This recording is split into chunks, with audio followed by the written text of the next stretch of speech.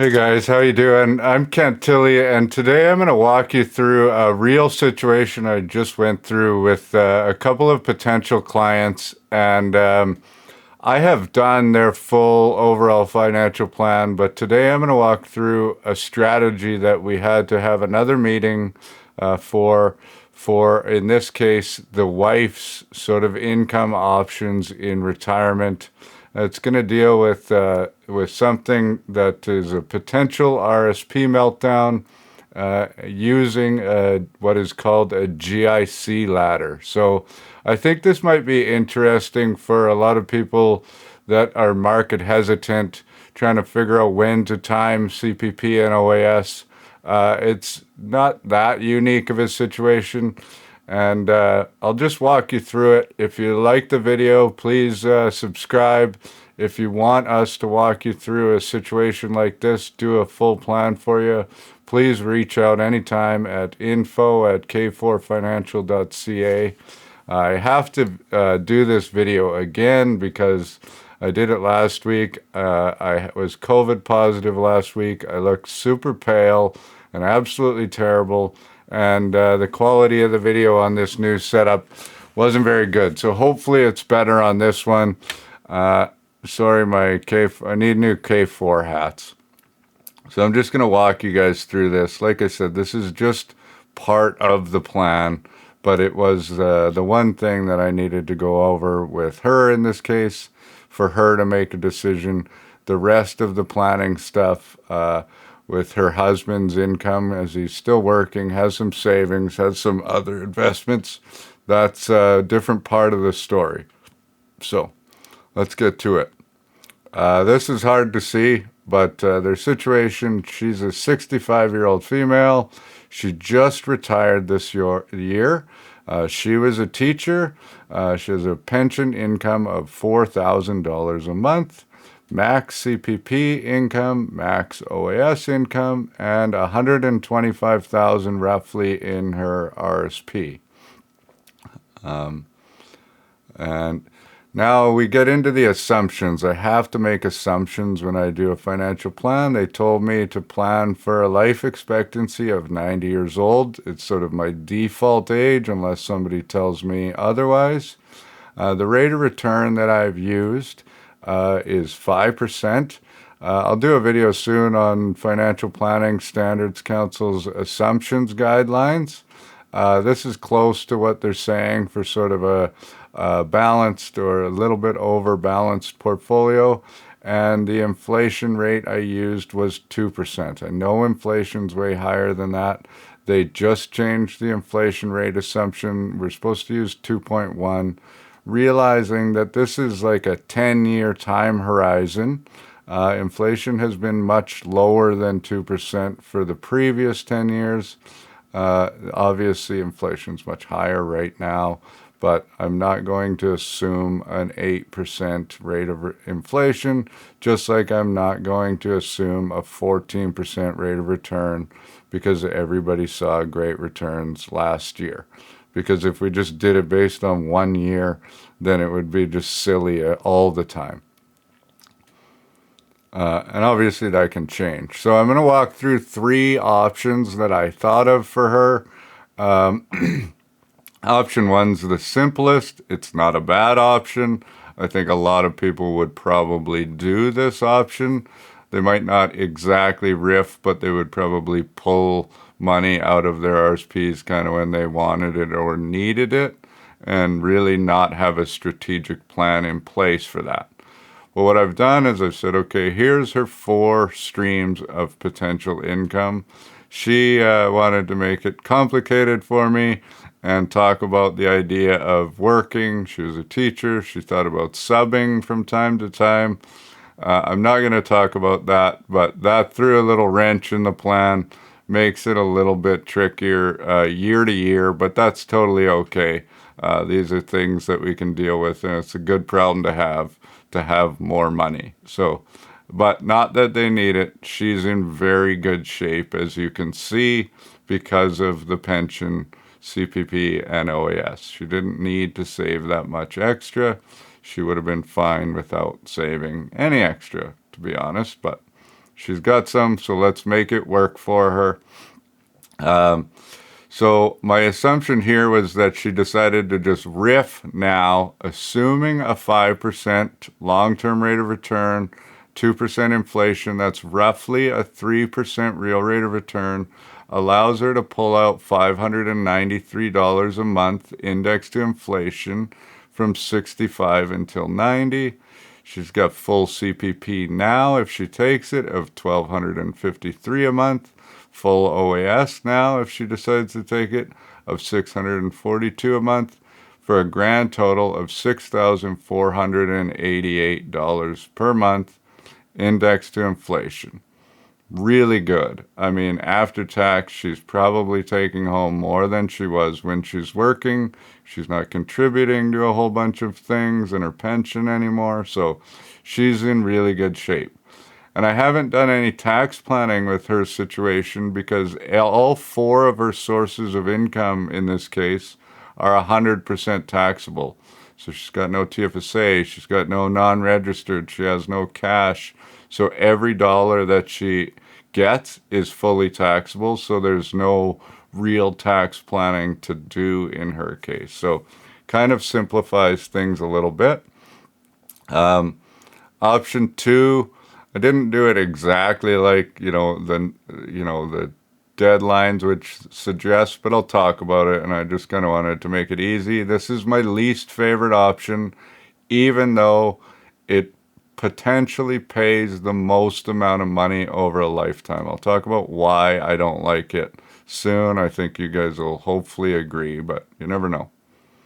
Option 2, so what she's going to do is she's going to delay her RRIF until the age of 70. She's just going to take CPP and OAS now.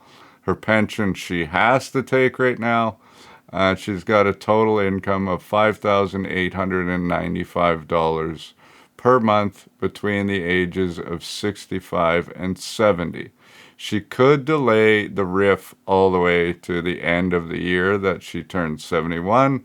But for this example, I just said, okay, let's take it at 70 to 90 and see. So now her RRIF is going to pay out $805 a month because it's grown from 65 to 70. And then, so there's a larger value, and she's only depleting it over 20 years instead of 25 years. So now she's got more money, and her CPP and OAS are the same. So for that last 20 years of her life, she's got $6,700 per month. The reason I don't like this option is because she's going to be spending less between 70 and 90, especially, 75 and 90, than she is between 65 and 70. Why wouldn't she want more money now?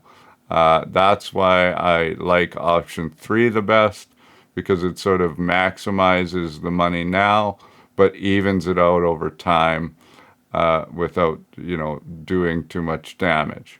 I mean, I guess there could be an option 4, but I'm only going to go through 3. And 3 was the one that they liked, so that's the one that we're going to implement. So option 3 is what is called an RRSP Meltdown. It means you just start depleting your RRSP before you actually need to. You're not riffing, you're actually taking more out when you have lower sources of income. So you're going to take more out in those years so that you kind of average your tax rate over time. So, if in your first year of retirement you weren't taking anything, you had no CPP, no OAS, no pension, whatever, you can take a lot of money out of your RRSP without getting really dinged by the tax man. So in some cases, this makes sense depending on, it totally depends, of course, but in this case, I liked it. I thought, this makes sense. So I ran some numbers, and this is a really safe option, and I'll talk about that next. And that was a whole part of it, was that she is really market hesitant. And when I do this financial planning for teachers video that I'm going to do, basically teachers hate risk. So this strategy takes all of the risk off of her plate, because option 2 and option 1 had her investing and, relying on the market to do its thing. And it's going to be different than what my assumptions are, but here, this is actually the real numbers that are going to come through. And I think she liked that too. Understanding as well that these are not fee-for-service clients. These are traditional financial planning, assets under management clients. And this strategy is the one I recommended, and this strategy makes me $0. So I just hope that you understand that, if you're coming to work with us, it's not about maximizing commissions on every single client. I would never plan that way, because that, generally speaking, is not a good planning strategy for you.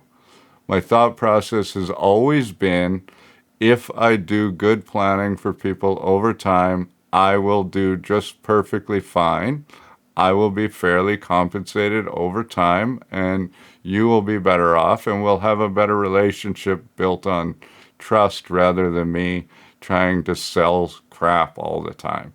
So I hope you understand that. So basically what I said is, what we're going to do here is we're going to melt down your RSP between the ages of 65 and 70, roughly taking out $25,000 a year, because she has $125,000 for 5 years. And we're also going to take OAS income. I thought about delaying OAS, but didn't work out as well. So this, between 65 and 70, pays her $6,806 per month. And this is exact figures because of what I'm going to show you next. This is truly what she's going to get from her RSP. Because we're going to do a GIC ladder, and I know what those rates of return are going to be. And then between 70 and 90, she's got the same pension income, but where she gets the boost is the 42% boost for her CPP, because she delayed it for 60 months. So now she's going to get $1,779 per month, indexed to inflation, as well as her pension, as well as the OAS of $642. So she's going to have a total income of $6,421 a month from 70 until 90, or truly as long as she lives. So if she lives to 120, she's still going to have that same amount of income, which is absolutely huge. So if we're looking at the options compared, and I know these numbers are kind of little, but so option 1, between 65 and 70, pays $318 less per month than option 3. And option 2 pays $911 less per month than option 3, which is why I don't like option 2, even though it pays the most over the course of the lifetime. Because who doesn't want $911 more between 65 and 70, rather than having way more income in your later years? And that's funny, actually. When she was an English teacher, and I should have said ladder years in the meeting and on this video, and I was like, I'm sorry if you want to get out of this meeting now because I screwed that up. I totally understand. And she did, and that was the end of it. So I guess this is just for you. This is just for you guys. I'm kidding. So between 70 and 90, the difference is option 1 is going to pay $212 less per month than option 2, and option 3 is going to pay $279 less than option 2. So there's not a huge difference between option 1 and 3 between 70 and 90, but there's a pretty substantial difference between those two options when she would want more income between 65 and 70. So option 3 pays $250 more over a lifetime than option 1, and option 2 pays $1,025 more than option 3 over a lifetime. Not huge, but I think those early years of retirement really matter. And this is very safe because what I'm going to talk about next, which is something called a GIC ladder. And this is also something that I was thinking about. I filmed this other video about bear markets and saying, but the quality was garbage again because of this face cam, and I don't know how to do things on this thing when I'm doing it just in front of my computer here. But I talked about the average length of like the worst 5 bear markets since 1950. And one thought I had as an investment sort of strategy for people could be like, okay, let's say that you need $30,000 from your investments every single year. And we know that bear markets average sort of take about 4 years after the worst ones, so the worst 5. So let's assume that we're in our worst case scenario, take about 4 years for the rebound to fully happen to get back to normal after the bottom. So one thought process I thought about was we could say, okay, well, why don't we buy a GIC for $30,000 for year 1, $30,000 for year 2, $30,000 for year 3, and $30,000 for year 4, and then we can invest the remainder of your money in the market and allow the market to do its thing where we're not worried about the timing. We know that our income for the year is set. And then when we pull that out, if we want to, we could sell another $30,000 out of the investment portfolio, put it into a new 4-year GIC, and that could sort of be your income stream. That's super steady. You're not selling at a loss because that's the tough part about entering retirement in a unstable market is that you're like, I don't want to sell, but I need money. So it was just a thought I had. I think for people that are risk averse, that would be a pretty good idea. Not necessarily going to make you the wealthiest, but I think it might allow a lot of investors to sleep at night and know that you have some time to rebound with your investments. So just a thought. Anyways, went off on a tangent, which I generally do.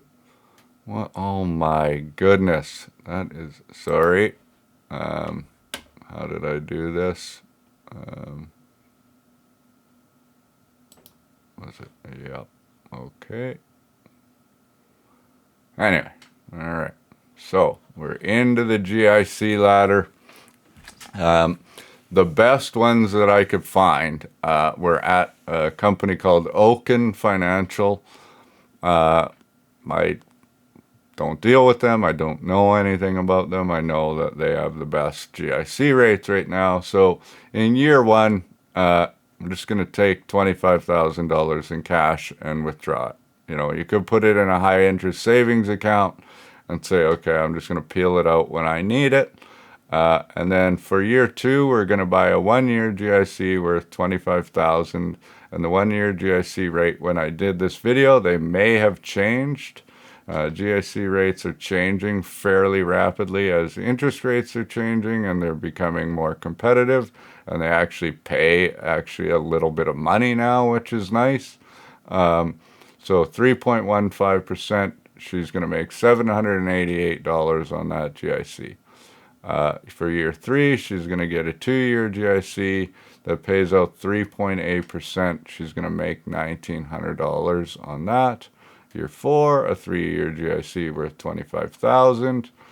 She's going to make $3,038 because it's 4.05%. And for year 5, she's got a 4-year GIC worth $25,000 that's paying 4.1%. She's going to make $4,100.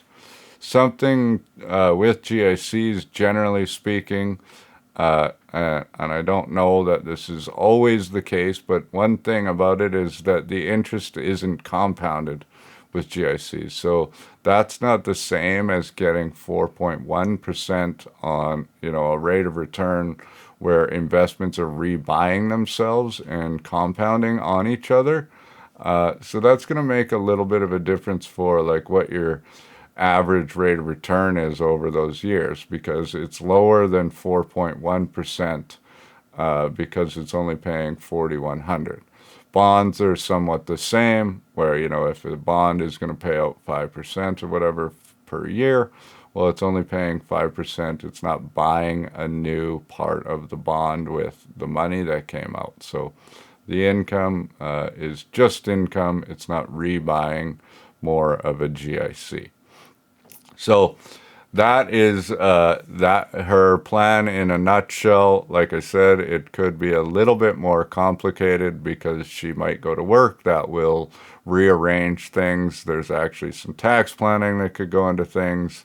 Who knows? A bunch of things could come into play, but let's pretend that that's not going to happen in this case. Hope you guys are well.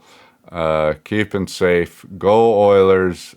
Super pumped for tomorrow night, and really stressed out about the Battle of Alberta, but I'm hoping for a good result. And if you haven't already, please like and subscribe. And like I said, if you want us to run through some scenarios for you, feel free to reach out. I think retirement is really the time to get that financial plan in place. Know that everything is structured, that you're, making the most of it. You've worked very hard to get here. Why not spend a little bit of time getting everything organized and really understanding why you're making the decisions that you're making? Hope you learned something. We'll see you guys soon. Cheers.